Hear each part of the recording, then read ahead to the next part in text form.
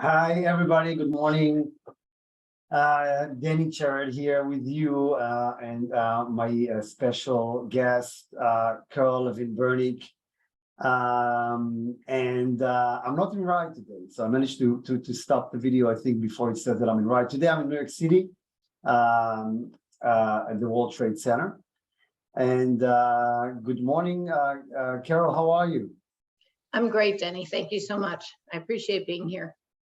Thank you so much for your time. And where are you today? I'm in Lake Geneva, Wisconsin today.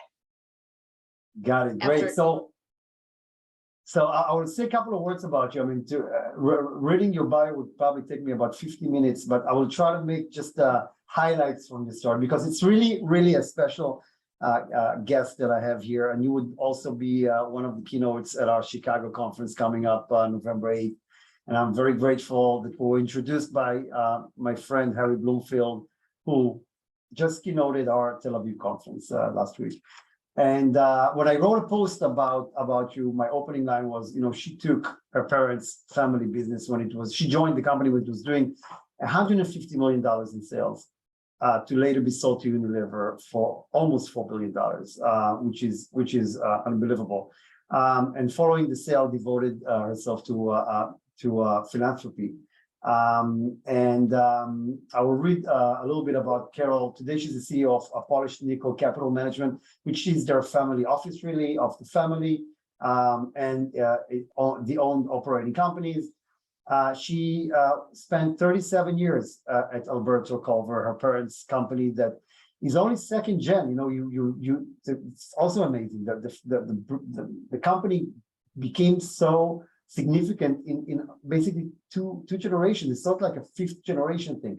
The company, of course, is a global manufacturer of beauty and personal care products. She directed new product developments, which we'll talk about, and led its consumer product business and was elected executive chairman in 2004, dramatically grew the company and basically built new brands that all of us are familiar with. And we'll talk about that. Some of them actually came up to be in your kitchen. I would like to mention a couple of those names. Obviously, the brands of the company include Alberto VO5, Nexus, Saint Yves, and you came up with other brands such as Motion, Soft and Beautiful. Sorry, those were some of the brands of the company. The company also owned the largest distributor of professional beauty supplies worldwide. Some of the brands that you're responsible for, Steady Guard, Mrs. Dash, amongst many others. We'll talk about that. And your philanthropic work that is just unbelievable. The charitable work includes creation of Enchanted Backpack, a nonprofit dedicated to the support of under-resourced schools and children, focused communities, organizations. We'll talk about all of your philanthropic work because that's an entire chapter here. And you're also an author of a brilliant book that talks about so many different topics in your life and what you learned in life. And you were dealing with some challenging times. We'll talk about all of that. So, good morning, really, is what I'm trying to say. Good morning. Good morning. So thank you very much for joining us today. I guess I'll start by asking you, how did it all start? I mean, how the company started by your parents? How did they come up with the idea? How did it actually became a thing? My dad and mom were both in business together. My dad was a manufacturer's representative, always looking for something to buy, products to own. They both came from, my mom was raised in a single parent household, and they were food insecure part of the time. My dad was maybe touched middle class, barely. And they were just real doers. They found this brand called VO5 hairdressing. It's the grease in the tube, if you will. In California, heard that it was quite something, and they went and got money to support them. Actually, a guy by the name of W. Clement Stone, who's pretty well known in the insurance industry. He was known for positive mental attitude, floated them the loan, and they paid $400,000 for this tube of grease. And it was called Alberto VO5 hairdressing, conditioning hairdressing, and they went on the road and started selling it. My dad was, my parents worked 100% together their whole lives. My father was one of the first investors in television, and he built that company. It was the first 10, I'm actually doing a book on Alberto so that my 8 grandchildren will know what the heck everything came from at one point. But I wish my dad were still alive to talk to him about the first 10 years. He took that company to over $100 million in sales in the first 10 years. And that was back in 1955 to 65. So do the math, it was quite phenomenal. And he was competing against Procter & Gamble and Unilever and all the big guys. We have a great story that's kind of fun. We had VO5 hairspray and Procter came out to knock us out of the world with a brand called Hidden Magic, which is kind of an industry story, and we wiped them off the map. And of course, Procter, our whole lives were 40, 50, 60 times bigger than we were. But I joined the company in 1974, right out of college. My parents didn't know that I was applying, but I showed up one day.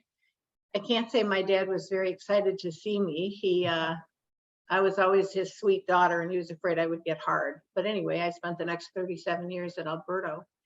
And I spent the first probably 6 or 7, maybe 5 years in the household grocery products division and created Mrs. Dash, Statickard, Molly McButter, and Baker's Joy. And people ask me why I went to the household area when toiletries was our, big business. Well, it's because my dad wasn't there, right? I didn't have to worry about him. He was over worrying about VO5, and he kind of let me do what I wanted to do over in the other side of the business. And Mrs. Dash was a very important brand for us. I think our company was doing maybe $150 million in sales when I came up with the idea of Mrs. Dash, and it was a $22 million brand year one. So I kind of established myself as a new products person then, and then went on to, be in management. And I worked with my then husband for many years. And I think the fun thing about this story is we worked with my parents for decades, and G2 actually, grew the business substantially bigger. Would have had nothing without my parents and their input and all their push and, strengths and all the rest. But it was a pretty phenomenal career, actually. But if you go back to your parents' time, how do you compete with a monopoly like Procter & Gamble? I mean, they have the power to crush whomever they want. They have the distribution channels. They can force, I don't know, supermarkets not to sell you like that if they wanted to. How a small company can even dare to get into their space? I can't really talk about the first 15 years of the company because I wasn't there. But when I came, it was $130 million, which, I don't know, Procter at this point probably is 70 or 80 million. I haven't kept track of it for the last couple of years, but we did everything in a way that we called Alberto appropriate, which means cheap. We found ways to do things way less expensively than the standard way of doing it. We knew that we couldn't follow Procter and L'Oreal's path. We couldn't do it their way. It was interesting because we would hire outstanding people and give them a lot more leeway than most companies. And so they kind of came to us and learned and then went on. But it got to the point where we had a hard time hiring. We didn't want to hire people from the very top schools because they needed to analyze things and have all the things in order before they pushed the button. And our only advantage was that we moved fast and we took some risk. We were extremely lucky to find this little chain of stores called Sally Beauties. It had 7 stores when we bought that company. We discontinued all but one. They were franchise stores. And, in 2006, we separated and reversed Morris Trust, but Sally had 3,000 stores. And it gave us a lot of money and muscle to be able to run that business separately from the toiletries business and have all that cash that came in to invest in our new products. And I think what we tried to do that a lot of companies didn't is we've tried to find niche. I do a whole talk on push versus pull brands. So if you talk about VO5 or Nexus or Tresemme, some of our biggest brands, St. Ives, you were always pushing, right? You were always paying the trade to do promotions. You're always pushing with advertising and all that. The brands we made our money on, we got our sales from the giant ones, but we made our money on the Static Guards, the Baker's Joy, the Mrs. Dash, the Emotions, the TCB, because they were pull brands, VO5 hot oil treatment. These are brands that we would create a unique product, advertise it on television, and it didn't need a lot of money to push it. It was a pull brand. The consumer would go and get it and pull it off the shelves. So it was I don't know, my dad was somebody who believed that you could make the wall move if he said move. And we were aggressive and kind of crazy sometimes, and had a work ethic that was, all about building, and it seemed to work. I mean, for the last 10 years, maybe 8 years of the company's life, Tresemme was the fastest growing hair care brand in the country. And that bothered a lot of our competitors without question. But we did it in different ways. We knew we couldn't be Procter & Gamble or L'Oreal or Unilever or Cow or any of the huge ones. And actually our trade partners liked that, because they didn't want to be totally dependent on, the Unilever and Procters of the world, right? They liked somebody who was willing to adapt and,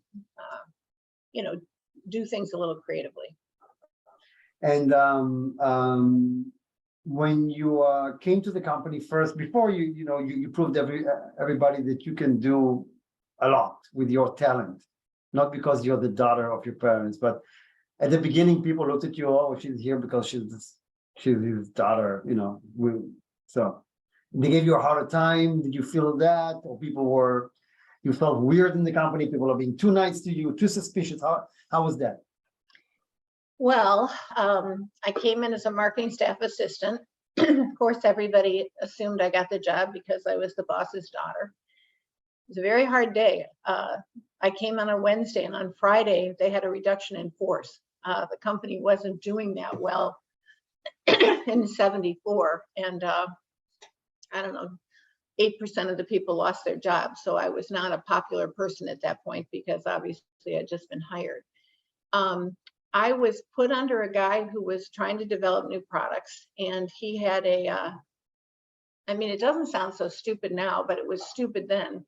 He was trying to create something called Sani Seat, which was you'd spray on a toilet seat. But this was before AIDS and everything else. It was, it wasn't going to work back then. And another one of his ideas was he wanted to spray bed sheets with cologne so you didn't have to wash them as often. And a couple of us ladies were going, this guy needs help.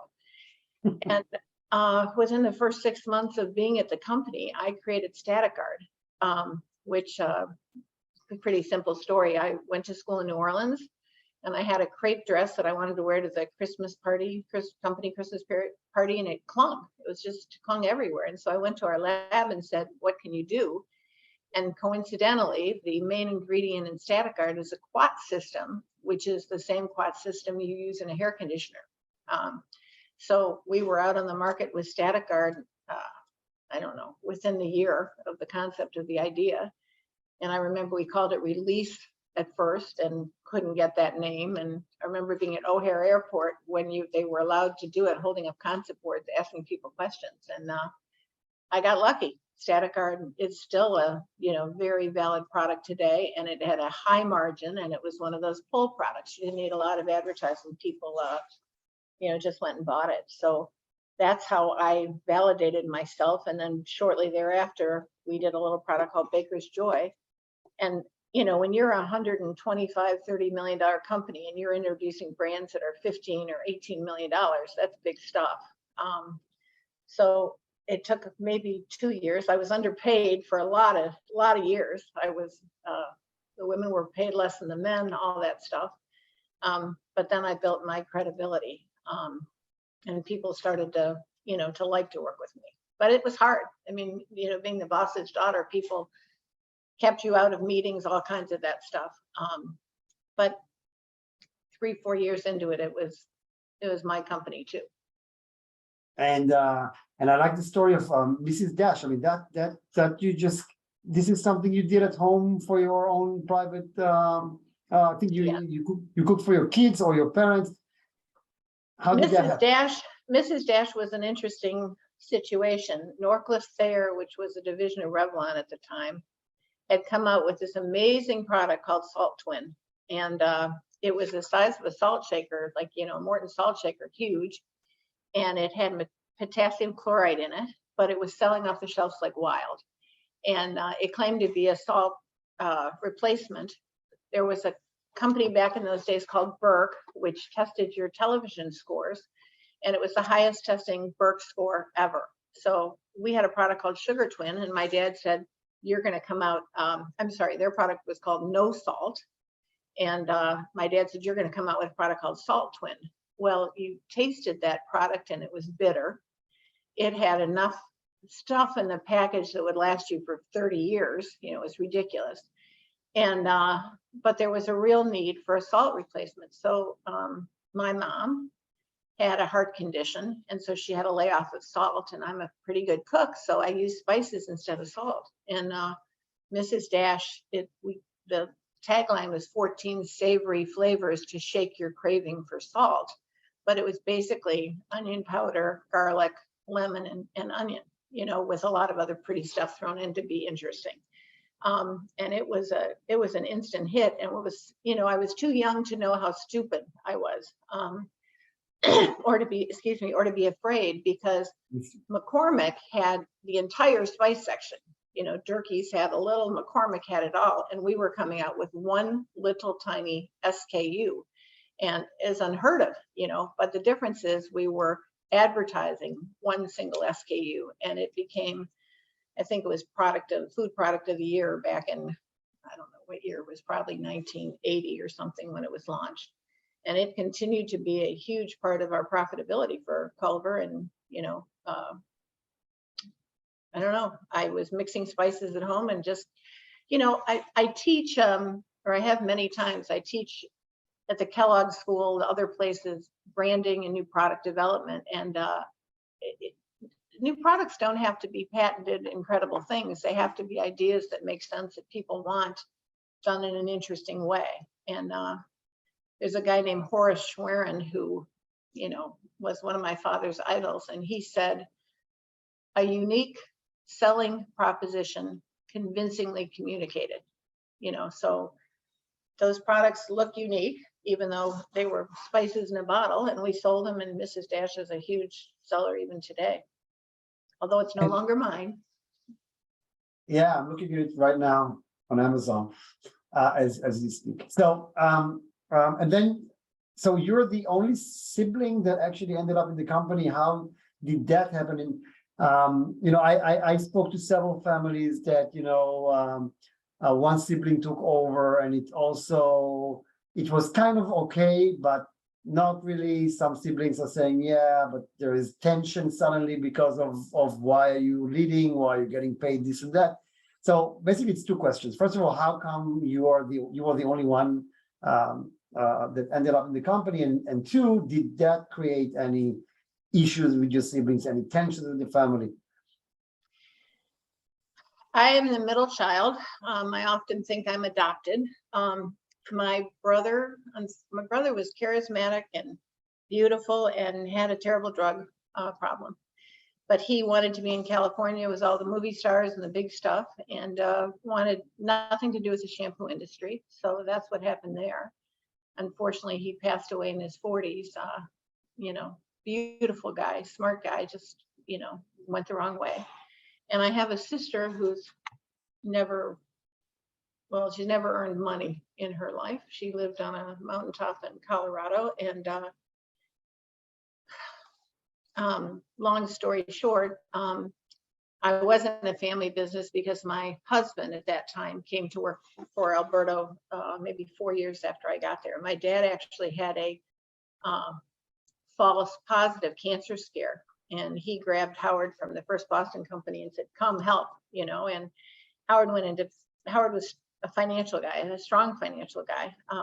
And my dad was a sales guy and I was a sales and products person. So, and my mom ran purchasing and a lot of ops things. So we were definitely much a family business, but not with my siblings. And, we could talk for a long time about how it is to work with your parents or now ex-husband, which is a story in and of itself. But, my sister is a very wealthy girl now because of Alberto. And my brother's son is very, very close to me.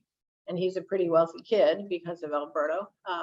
But they never wanted to be in it. So for siblings, they weren't the issue. Later became an issue with my husband, but if you want to go there, we can go there. We'll see.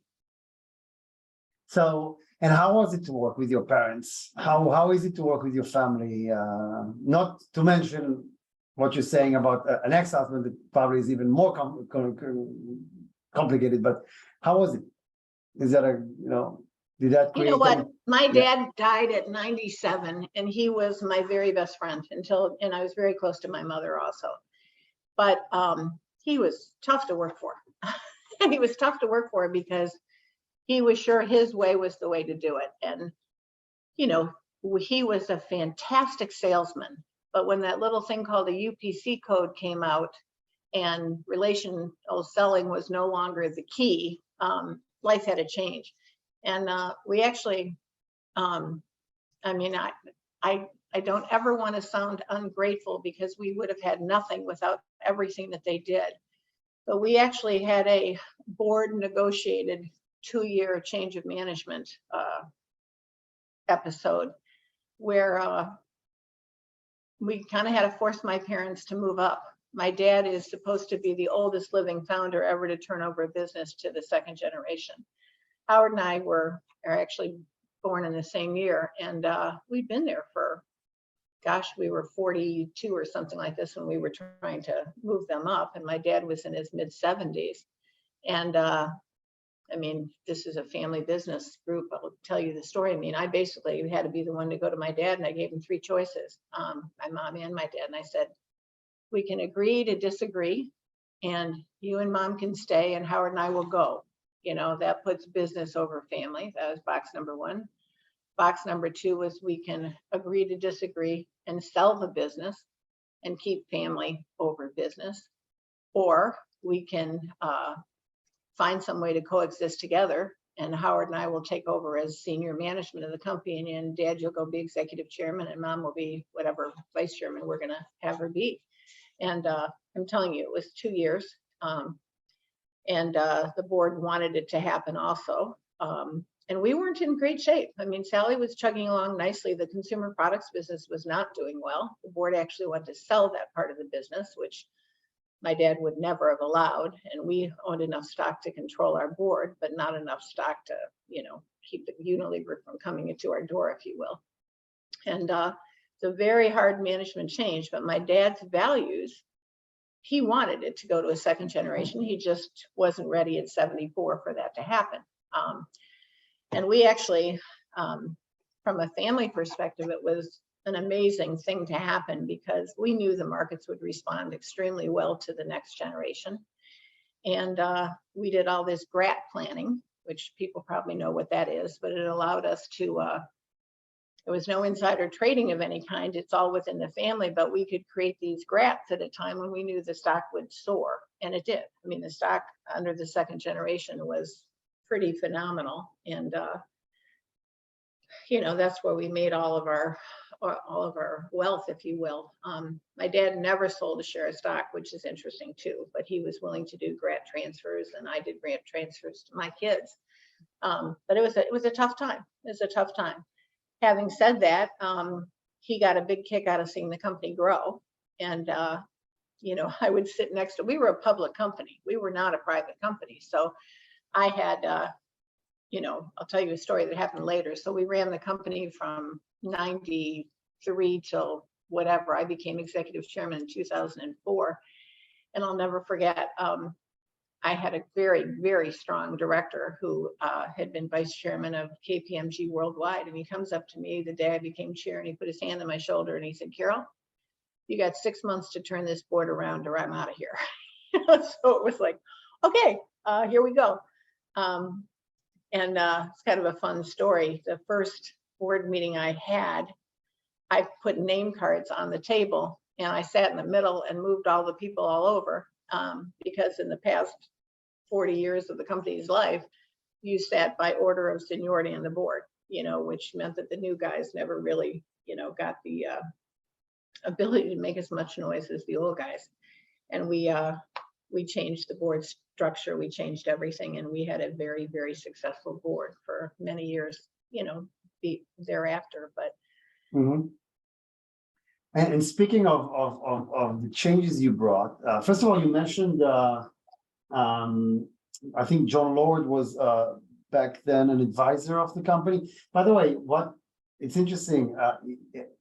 In Israel, the largest, probably one of the most famous names is the Strauss family, and they are the largest dairy manufacturer, and they were bought by Nestle or they're I forgot the story exactly, but they're huge. And it's funny because John Lord, the first time I heard that name, the daughter, who's third or fourth generation, she's a PhD in family business. She speaks at many of our conferences, and she was mentioning that, hey, when we needed to do that transition, we heard about this huge guy from the States that is one of the top consultants, and I know the firm where John Lord was working, family business consulting. We know the firm well, and he's no longer in the business, but I know he helped you, the firm, in making some transitions. Well, it's interesting. John wouldn't work for us. I was at a YPO conference and John spoke, and I was very well associated with Northwestern University and Northwestern Medicine, so I knew John. And I went to him and asked him to help me. And he knew my family and knew of my dad. He said, I am not strong enough to handle your father. I am just wow. He said, but I will give you somebody who I think can. So he found this guy, Michael Schulman, who is in Toronto. And Michael was a CPA and had his own accounting firm, something, whatever. And then he went to work for the Family Firm Institute. And Michael was fantastic. Michael was tough.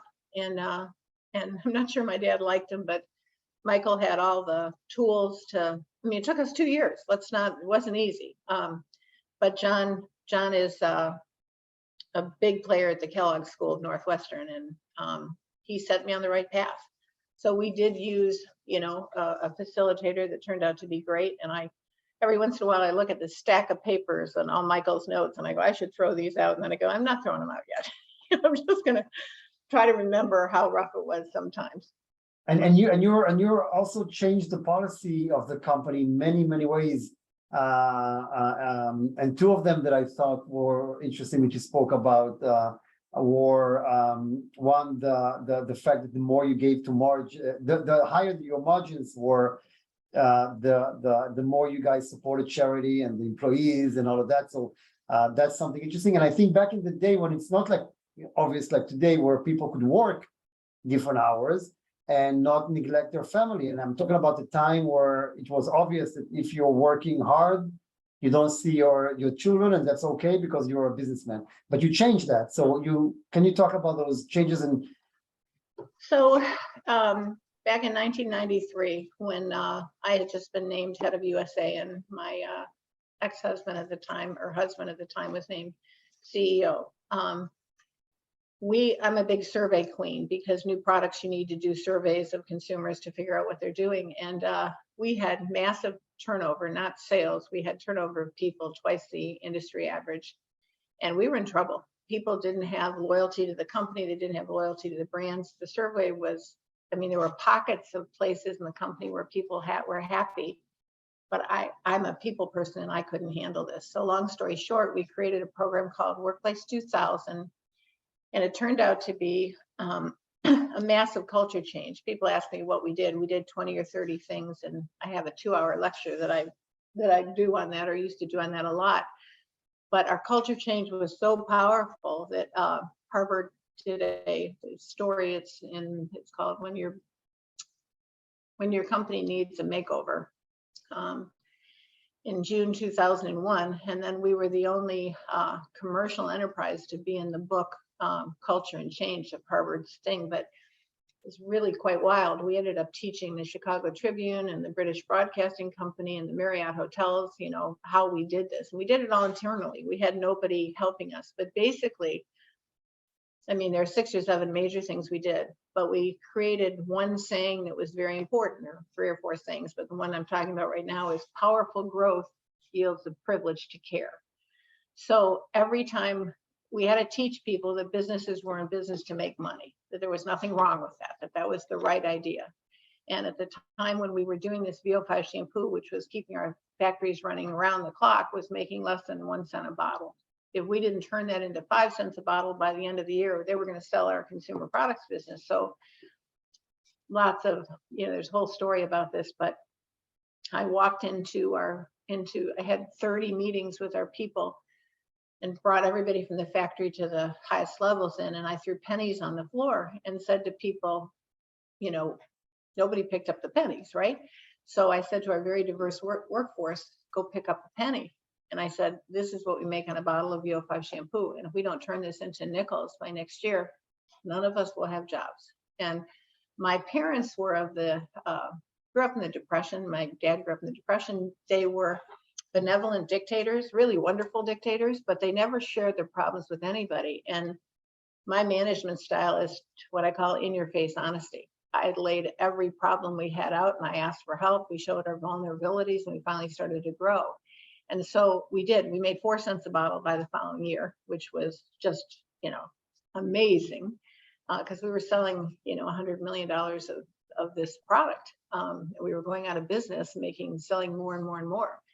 But powerful growth yields the privilege to care. Every time we made more money, we talked about it, and we improved benefits. We put a VO5 conditioning center and gym in our building. We adopted 6 or 7 charities every year that the company did as a whole. And the whole concept of giving back to the community and making people feel comfortable about who they were and what we were doing and our values. And, you know, we say at Alberto, nobody's ever worked harder.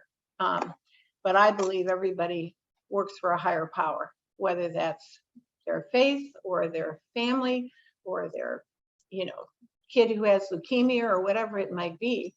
And I wanted people to be able to live their life and still have a fantastic career.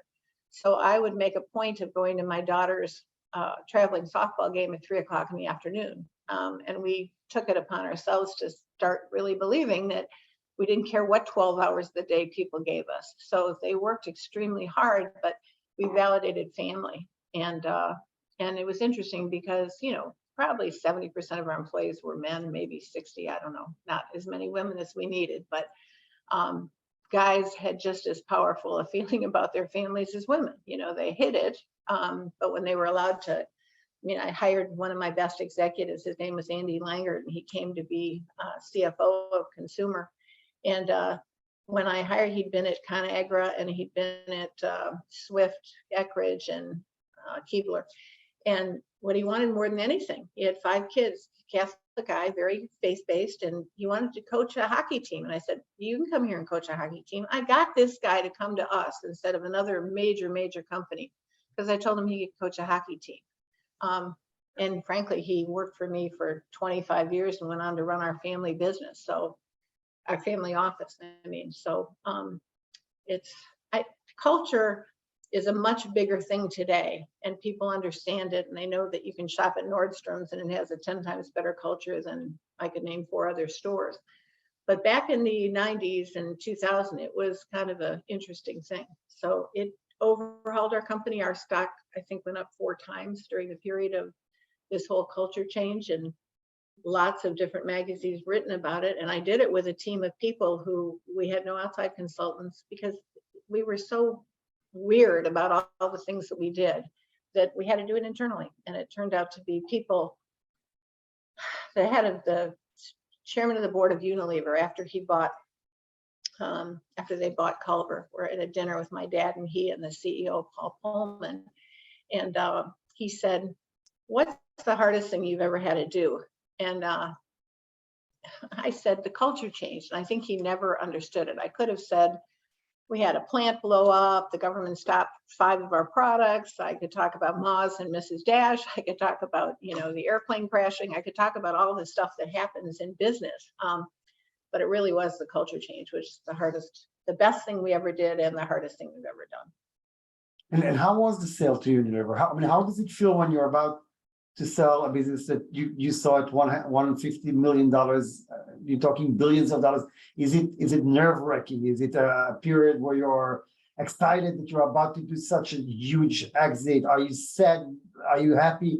How did that process look like? It's really, really difficult. I mean, the story of selling Culver is for our whole lives, people were saying that we were going to be acquired, right?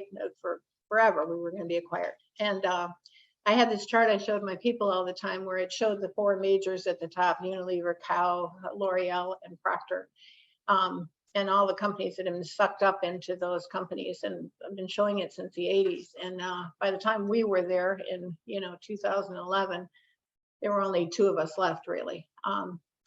And we'd have 7 people at Walmart to service, and Procter had 48. I mean, and yet we were the 4th largest hair care company in the United States, the 2nd largest in the UK, and in 40 other countries and such. But I went to a conference and I heard that Unilever was going to make a run at us. And it just sounded different than everything else I'd ever heard. And Paul Pullman had come over from Procter & Gamble to Unilever, and he was a beauty guy. So I thought, well, this might make sense. It was very critical for us because Tresemme was so powerful, and we were just about to take Tresemme into Japan and South America.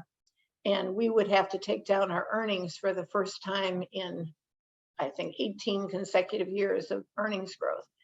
And our stock would have gone down. We needed $100 million to launch this brand overseas. We'd already been successful in Venezuela. We'd already been successful in Chile. We'd already been successful in the United Kingdom.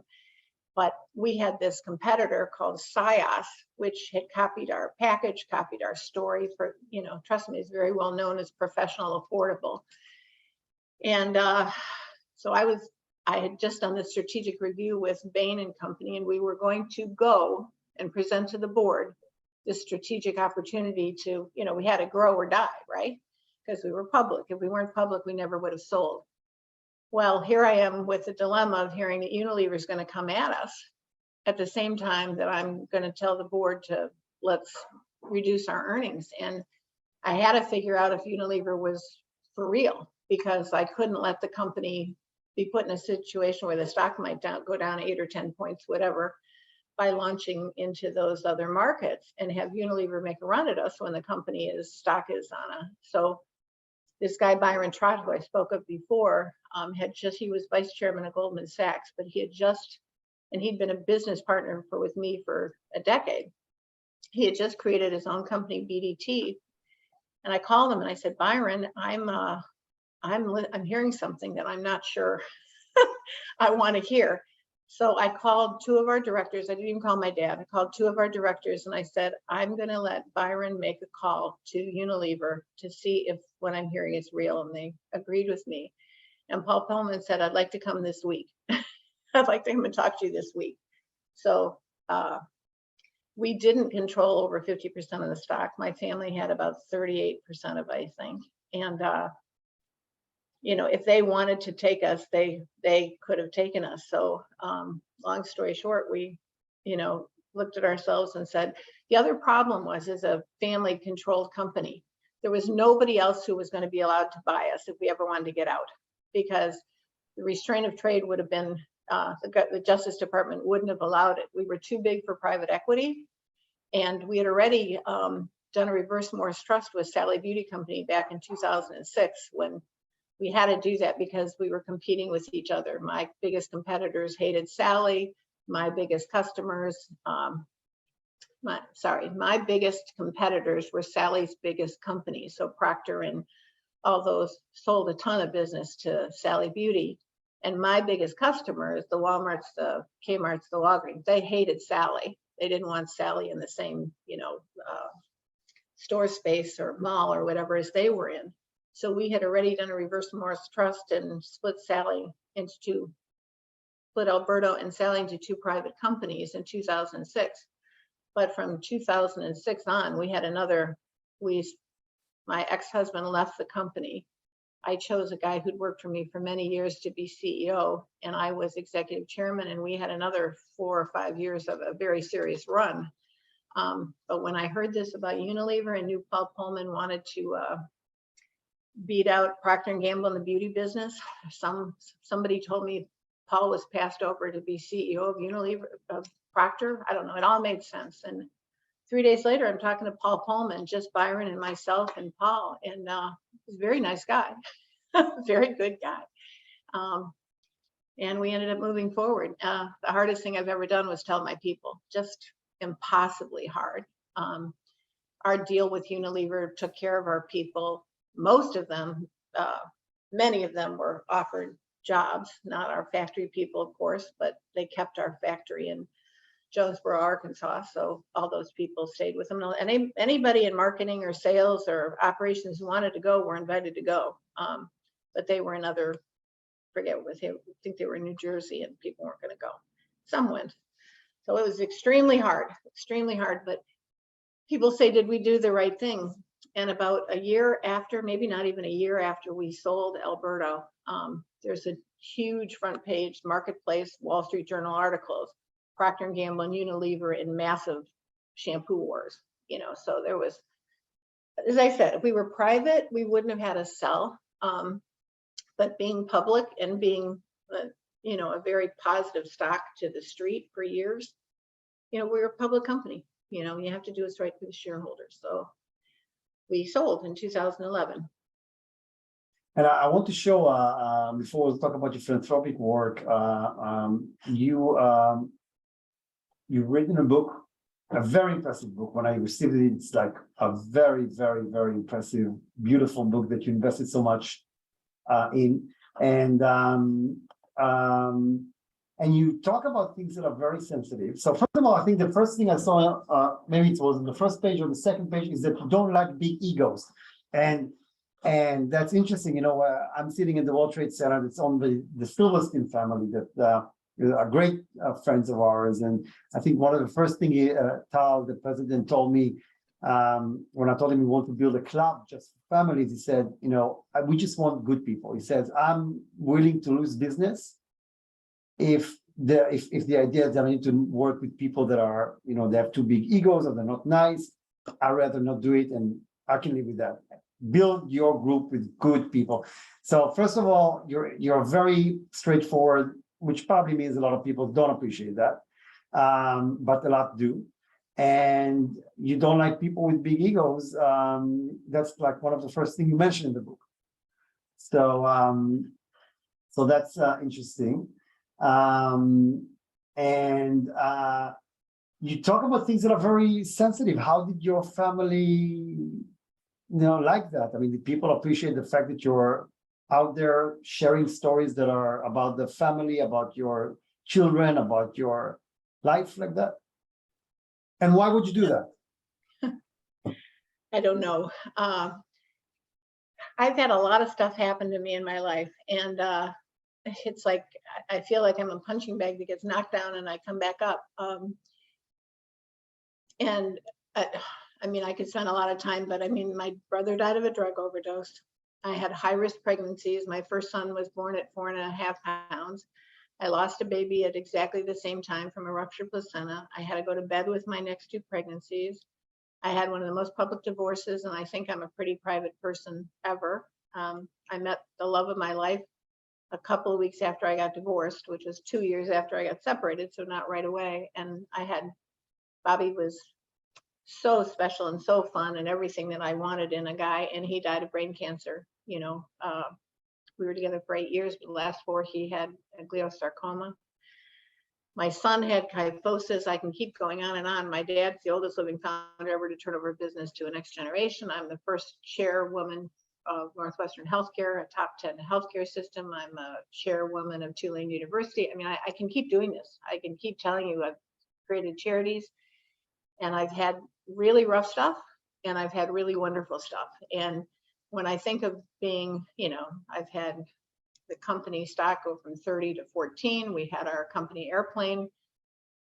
We partnered with Aon Corporation. Our G4 exploded, thankfully our pilots weren't flying it, but it was our plane. I mean, and keep going and going and going. And when Bobby died, one of my YPO forum buddies said, write the damn book, Carol, because I always kept saying I was going to write the book. And I thought that maybe if I helped other people understand, so it's an interesting book. It's been very, very popular. There's over 35,000 copies of it out. It goes to benefit Enchanted Backpack, a charity that I started. But it's 1 or 2 page stories, and you were cute. You showed the decorating piece. I've had so many of my male colleagues say, I love the book, I skipped the decorating. Okay, good, that's good. But it's on branding, it's on leadership, it's on family business, it's on philanthropy, it's values at my core, it's about death and dying, it's Bobby's journey through cancer, and it's also on decorating, gifting parties, and raising kids and being a grandma. So it's kind of people go, it's for a girl. Well, it's not. And I've had thousands of men, write me, and the book has been given away at conferences at Google and Merrill Lynch and Northwestern University and 50 schools and stuff like that. So it's way more than a book on decorating, but I do my own decorating, so that's in there. But and the stories what's kind of cool about it, they're 1 page stories. I had 3 children get married in 9 months, 4 months after the company was sold. I mean, come on, it's like I have 8 grandchildren. They're now between 3 and 9 years old. It's like all this crazy stuff that, isn't supposed to happen to one person. But I think I can help people, it's a family business, or how to start a charity, or what you should look at when you're creating a brand, or, or what a kid should do when he gets a new job. I think those 1 page stories help people, and I thought it was worth taking a shot and writing it down. So I'm not an author. I write in what people call Carol speak. It's not exactly, a Harvard production, if you will, but it's out there. And what can you tell people when things get bad, and especially after COVID? I mean, how did you deal with all those crises that are very, very prominent? When you think about it, it's one, like you say, one punch after another. And I think you mentioned at some point that one of the things you actually done was doing parties to make other people happy. And yeah. I mean, what was your secret sauce? Are you just a strong woman, or you had your strategies of how am I getting out of a crisis? Do I focus on different things? And your advice to people there? You know what? People say I'm very, very strong. I go, I don't think so. My friends have always been so precious to me, and I've kept a long cadre of friends from the time I was 7th grade to, through college and after and everything else. So my friends were a huge help to me. But I say to people, I mean, this helped me when I'm really, really down. I try to do something nice for someone else, and it gets my head away from my problems. And, whether it's throwing a party, or going and helping them decorate their house, or helping them, giving them serious time and helping them to build their business, or helping their kid figure out what their next career is. I would, I'm on several boards now that I adore, but I've said to people, I cannot join any more boards, but I will give any organization a day of my life. So, when life was, when Bobby was right after Bobby died, and right after Howard and I got divorced, and all this, the other kind of stuff, I put myself out there more, and, I found myself helping family businesses, and, it kind of helped temper my pain, if you will. And I helped somebody else, and then I added to my friends and in doing that. And I think I don't know, I like to help people, and so it helped me. But my friends got me through everything. And speaking of friends, did you feel like when you started to become very prominent, very successful, very wealthy, did you feel that, is there a thing about some friends, maybe envy and stay away, and some friends are maybe too nice because they actually want your wealth and they're not there because they're real? Is there a thing like that that happens when you go through that transition? Part of my upbringing was my parents didn't have much when they were growing up, right? So my mother taught us from a very young age, you love people for who they are, not what they have.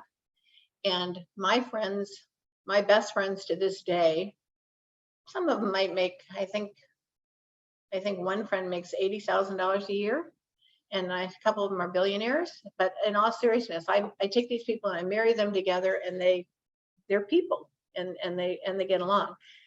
Lots of people, my kids especially, and I'm very lucky. I have 3 normal, nice kids who are married, who work hard, and after having a sister and a brother who didn't give much back to this life, that was huge. That was the number one thing I wanted to do in life, was to raise kind, caring, competent kids who would grow into normal adults and productive adults. And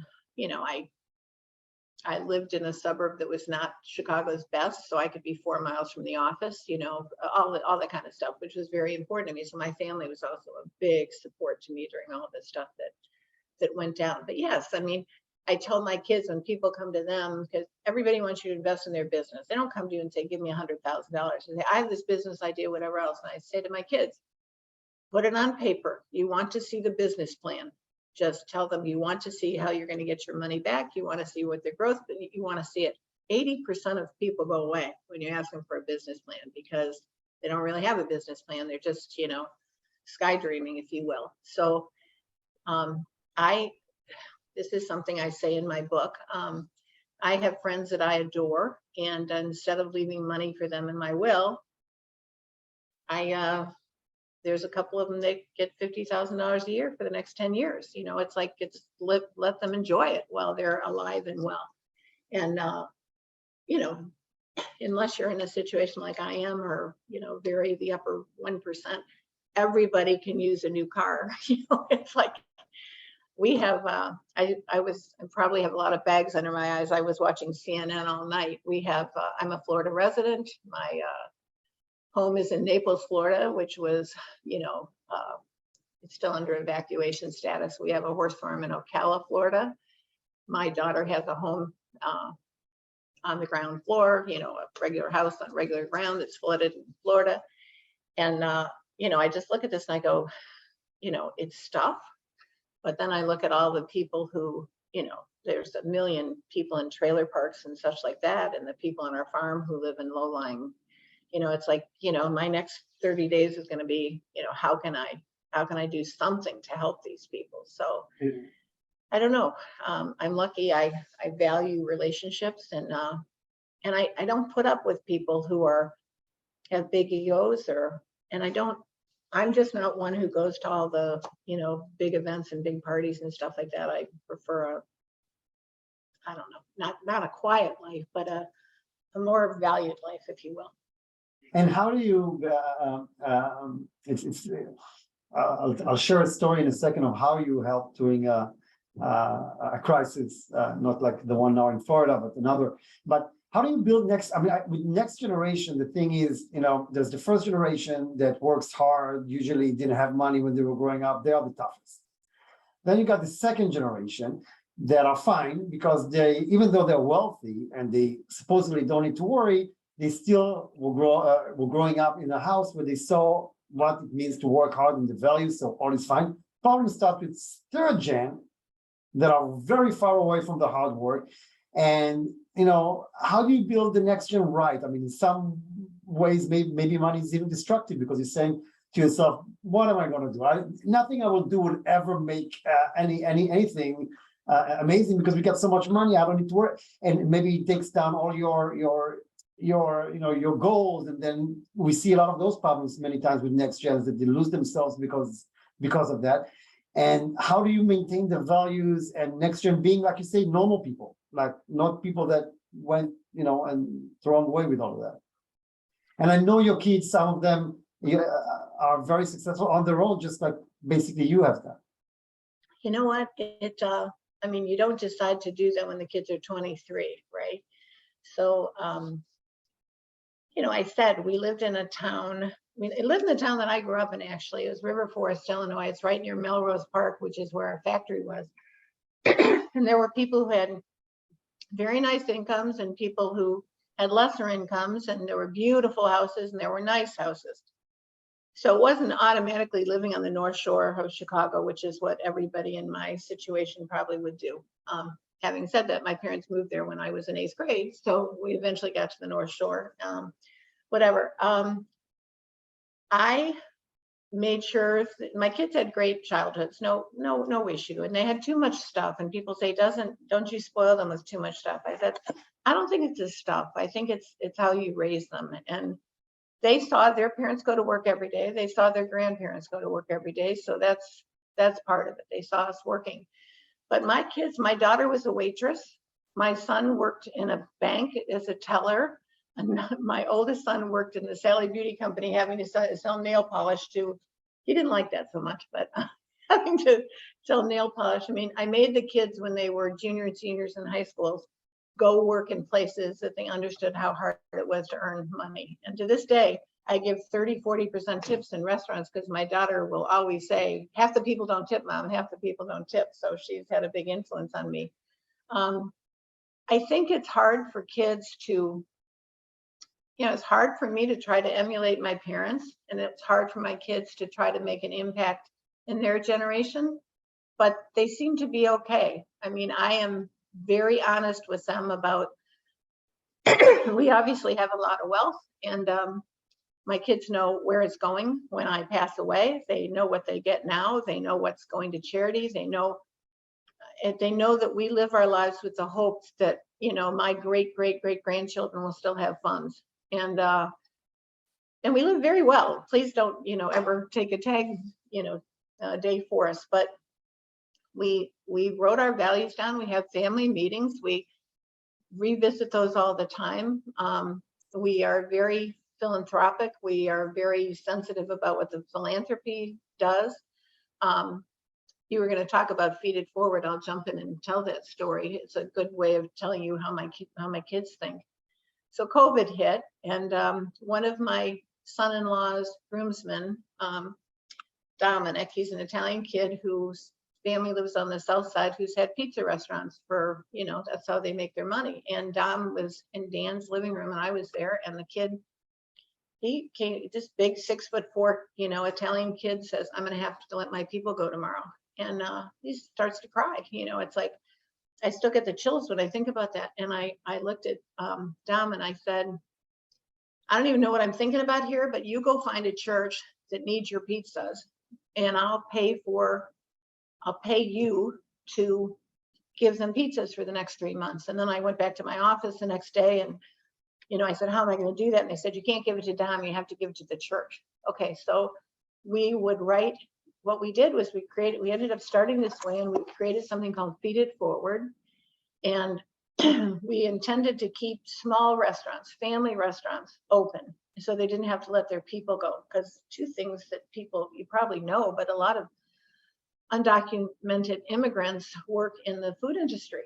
And, you know, the government's coming in and giving other people money, but they certainly weren't giving undocumented immigrants any money. So we created this program called Feed It Forward.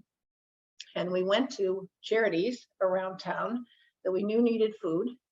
And we asked them to find a local restaurant, and we vetted the restaurants. It couldn't be a chain. It had to be a pizza place or a chicken place or a taco place, whatever. And we ended up, that first 3 months, we put $1 million into the community doing this. And we made sure that no meal cost more than $7, but it had to have protein and it had all the rest. And we kind of did it out of my office. And, you know, the need was so massive, and the response was so incredibly grateful, especially from the restaurant owners. If you can imagine that, I went to my kids and I said, we don't have this budgeted. This is way over our family. You know, we've got all these other commitments and pledges and stuff like that. And they said to me, if not now, when? You know, who cares? Go do it. So you couldn't do it forever, but we did it for, I don't know, the first year of COVID, and we ended up putting, I think, 400,000 meals into the community and spent $3.5 million doing it. And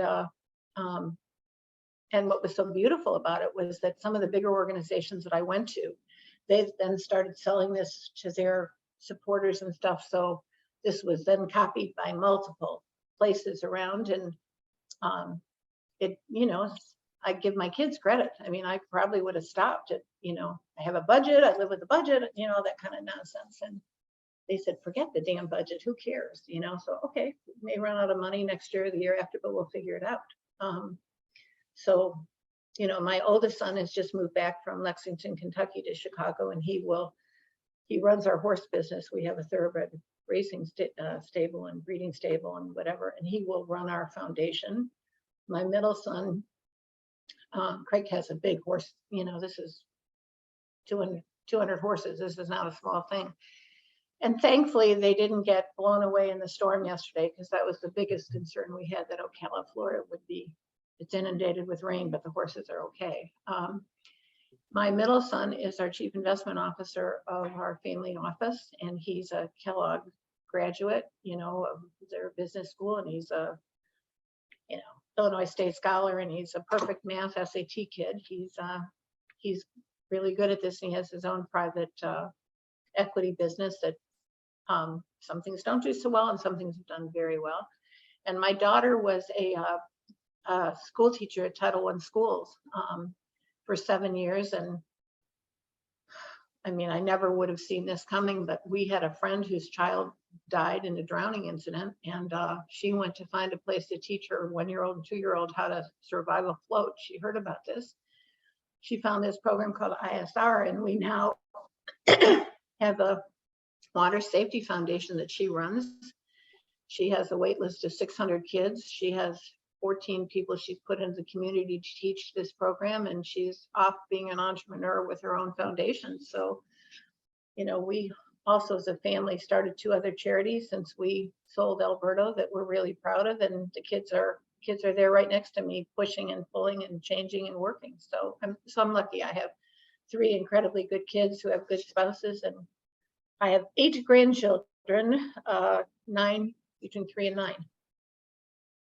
Carl, this is a remarkable story. I mean, and I wrote it in my post that I'm excited about this interview after interviewing so many people, because it's rare. I mean, you are a remarkable woman. You took a business from 150 million to almost $4 billion exit. You've created brands out of nowhere, including, we were just talking about it before we started this session. Unlike other companies that go to those expensive marketing gurus and companies and branding, you came up with the names of your brands. You came up with the product itself at home. And you've done amazing, you've been through hell and back, you've written about it, you shared it with a lot of courage, which makes you a remarkable woman. You're doing so much philanthropy. I mean, we didn't even talk about half of it because we basically, I think we should do another one. But you're the first woman in chair position at the Northwestern Memorial Healthcare. You were at the Tulane University during Hurricane Katrina and dealt with that. I mean, we have so many stories. You raised millions for foundations. I mean, it's really remarkable. It's so lovely to see good human beings like yourself doing so much to the world with what you have. It's just remarkable, and I'm grateful that I have you speaking at our conference in Chicago. I'm grateful that Mr. Bloomfield mentioned you and connected. And yeah, and I would love to have you again, and I'm looking forward to seeing you at the conference. So if there's anything else you'd like to tell us, I mean, you're going to help now people in Florida and see what's going on there, but it's really heartwarming. I think somebody just wrote us that. One of our attendees just wrote that he thanks you for your wisdom and reminding us to keep marching no matter what life brings us. Yeah. It's I don't want too many more punches, if you will. Denny, before the conference, I'll tell you about. Are we going to run out of time? Do you want to have time for one more story? Sure, please. So, I take my daughter down to Tulane University to go to school. And you do everything a mom does. You put all the food in the refrigerator, you decorate the room, you do all that kind of stuff. And the next day I find out that there's a hurricane coming. It's called Katrina. And so I pick her up and I get her home. Okay, at the same time, 3 days before that, I'm sitting in my board meeting and we had just agreed to separate Sally Beauty from Alberto in a closed door meeting, highly secretive, highly quiet. And nobody knows about it, whatever else. I get a phone call from my husband's girlfriend of 7 years that I didn't know existed. He used to travel massively, so I didn't know anything about this. But long story short, that rocked my soul, and I don't believe in having girlfriends on the side. So I've got Katrina hitting. I've got finding out about Howard's other life. And my dad has just gone to California, where he spent a lot of time, with his horses and stuff with my mom in California. And I get a phone call that my dad's got a heart issue, that he's probably having a heart attack. So I'm with my son, Craig. We fly to California. I've just heard about my husband's other life. I've got the woman in my husband's other life about to tell the Chicago Tribune about our deal, which is, we're a public company, for God's sakes, and I'm chairman of the board of this whole thing. And so I'm why on the would she phone do that, by the way? Why would she do that? She was trying to do what? Because Howard broke up with her that night. Okay. The whole thing was, when the company was going to be separated, he would be free to go to Sally. I'd be free to go to Alberto. He'd be free. And he broke up with her that night. So she got vicious. And I'm on the phone. So I've got my dad at Scripps Hospital. Craig and I are there. My dad turned out didn't have a heart attack. He had to have a pacemaker put in, but he was pretty damn sick. And Craig and I are there. At the same time, I'm talking to our top attorney at Sidley and Austin, who runs the whole practice. And I go, Tom, I have to exit myself from this situation, but we could have a disaster on our hands. So I've got, my dad's sick, finding out about my other life. I go to California, we get my dad settled, and Craig and I are sharing a bedroom in my dad's house in Rancho Santa Fe. And Tuesday morning, if you remember Katrina, you probably don't, because you're probably not a New Orleans person, but the hurricane had basically passed and it was going to be okay. So we wake up Tuesday morning after they put the pacemaker in my dad and turn on the television, and it says, the Mississippi River has reclaimed the city of New Orleans when the levees broke. So I still have chills. I'm on the board of Tulane. I got my dad in the hospital. I got my husband, doing what he shouldn't be doing. I've got my daughter that I have to get back from New Orleans, and it's all happening at the same time. It's all happening at the same time. And once this got out about Howard and I, every single person in our company, we had 3,000 employees in my side of the company, and Sally had, 20,000 employees, because it's all the part-time workers at the stores. And then within the next 6 months, we have to kill the Sally deal, because this guy, shouldn't be saying this, but this Regis Corporation CEO missed his numbers for 2 quarters in a row, and we pulled on the deal. We had to pay a $50 million breakup fee because we refused to go forward. The long story short, talk about all these things punching you at one time. It's I'm very lucky. I'm very grateful. I have friends and I have family, because I said in my book, I'm a woman when I got divorced, and my Howard's parents were married for 60 years. My parents were married for 50 years. We don't do divorce in our family. And I said, for anybody who ever gets divorced, I said, I had friends, I had a job I loved, and I had all the money I would ever need, even before the divorce was settled. And I said, and it was an impossible time. So can you imagine what it is for most people? It's just, I write about that in the book too, but I don't know. The reason I wrote that crazy book is I guess I'm supposed to tell the stories to try to help other people. I don't know what else to say.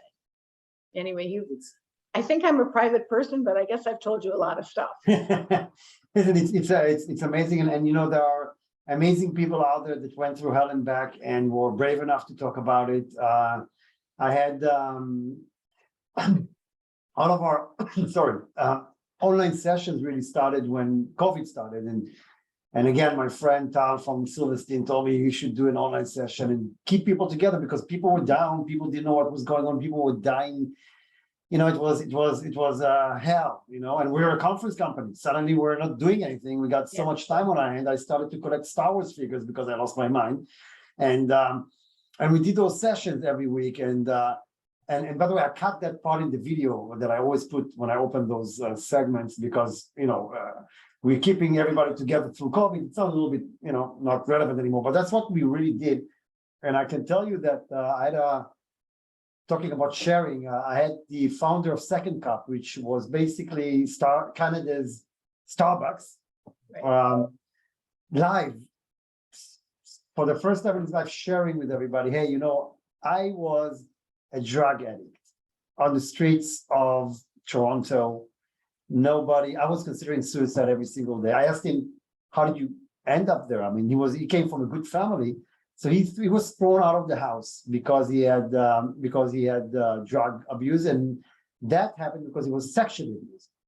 And he's sharing that with everybody. And he said, you know what, Danny, I want people to know that, you know, when things look dire and horrible, and you know, if I knew, I mean, I was so close to I don't know what. Before I took a quarter that somebody gave me, and I made that phone call to the group that got me out of drugs, and here I am. Look at me. I built Second Cup, and he built several other ventures. So I want people to know that and share that, and you know, just keep on. You got to keep on going. So it's brave people like you and him and their stories that are so important for others that hear it. So Carol, thank you so much for sharing so much with us. I would love to do another session with you because we didn't talk about anything. I have an entire page here with you know, with the points that I've written. And I am looking forward to meeting you in person in a month or so on November 8th at the Chicago conference that we're holding. That's going to be a lot of fun. And thank you again for being with us today. My pleasure. I enjoyed it, and I wish you all well. Take care. Thank you so much. Bye-bye.